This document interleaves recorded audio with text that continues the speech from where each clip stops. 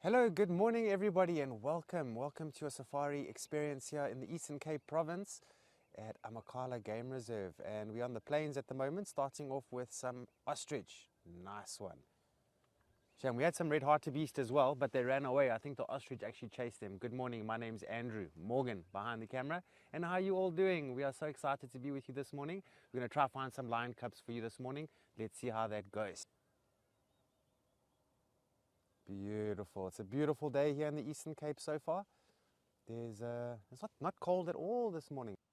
Okay, so we have managed to get onto the sighting of at least one lion so far. It's just the male lion that we can see.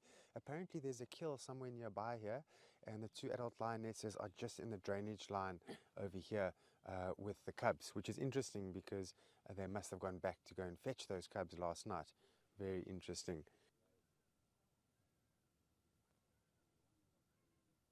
Okay, as I was just mentioning earlier, I'm unsure of what these lions have killed, but we can imagine they're going to be in such great condition. And they already were full a little bit yesterday, and now they got more food this side. I was just saying to Morgan that I predicted last night through their movements that they were going to land up in an area called Homestead. And what do you know? I actually got it right. They were at Homestead this morning. Has moved just a little bit.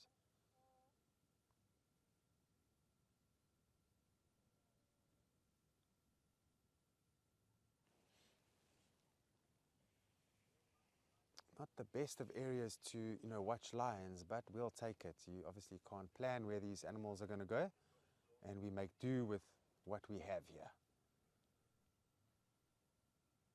So we actually thought the cubs are going to be hidden in the same place we left them yesterday, but that's not the case. The adults went back down into the basin yesterday, or at least one of the adults, and then grabbed the little cubs and then walked them all the way to the top, which is quite a lot of work for these young lion cubs. But as you saw, they are strong, they're getting big now, and it's expected of them that they are going to need to start moving around with the adults. Okay, there's a lioness now. Oh, nice spot, Morgan. There's a lioness.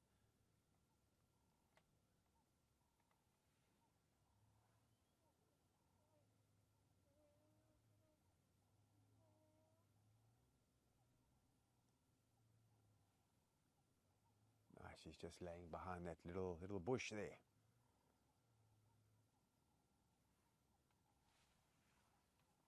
Yeah, myself and Morgan were very surprised yesterday when we were driving on the ridge and we suddenly came across the two lionesses to begin with. Then we were like just really in awe because they'd walked up the massive hill exactly where the cheetahs went down the other day and exactly where the elephants came up the other day. How crazy is that? So we were like, wow, this is awesome. Then that male lion sneezed next to us and I didn't know he was there. And I got such a big fright. Morgan was in hysterics because I almost jumped out of my shoes over there. But yeah, it was quite a fright I got.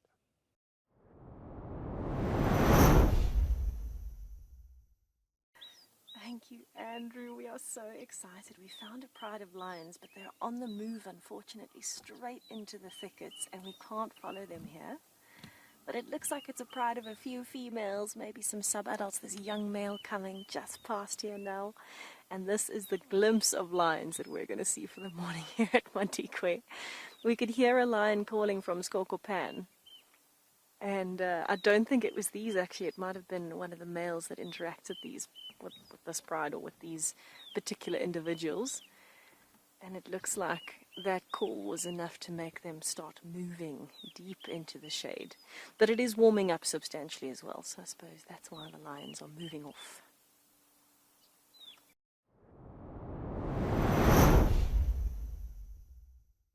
What a start to the day.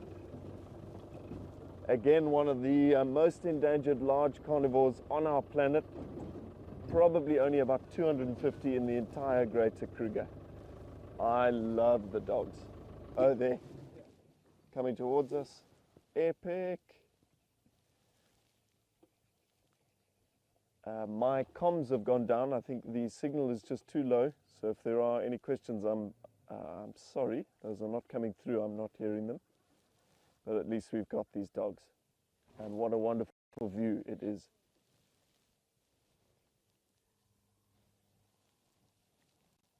Again, I don't operate super regularly here in Pridelands. I don't quite know what's going on with the dynamics, why there's only two. Stopping for a bit of a sniff, perhaps to mark territory. Oh, that is sublime, coming right up. Check it out. Epic. A great start indeed. These dogs are always extremely exciting to be around. Lots of movement, lots of action. They change direction on a dime. So the male is the bulkier, stockier looking individual. He's the one on the left. The female is the slightly more petite one.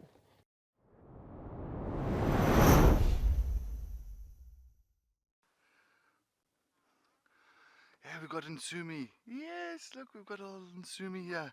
Of course, this is the female leopard tracks that we've been following on Viotilla axis coming up on Gallagher Pan.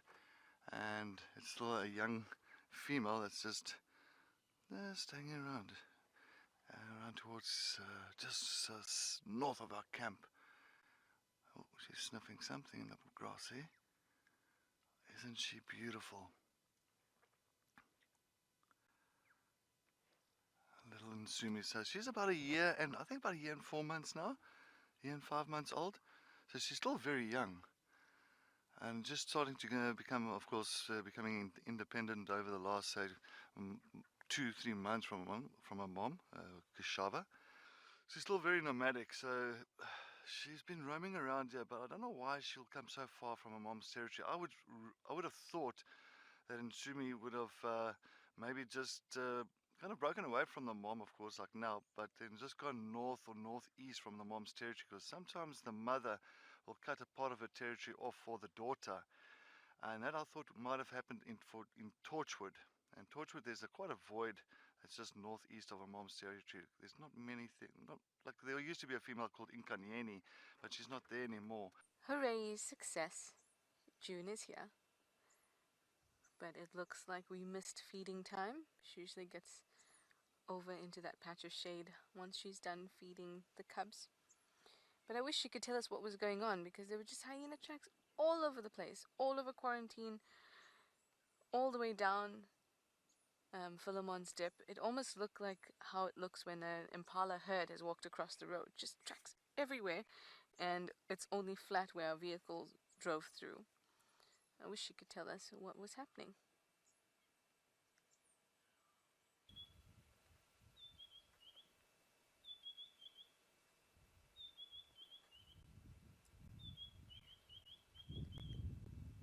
So sweet.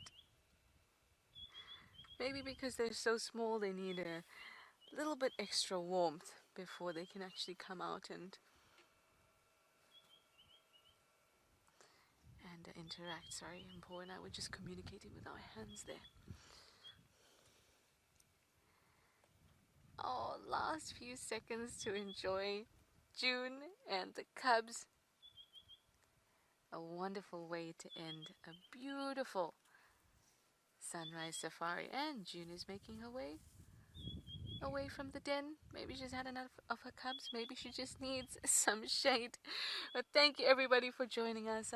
It's been fantastic. We'll see you again this afternoon for the cook-off. Bye for now.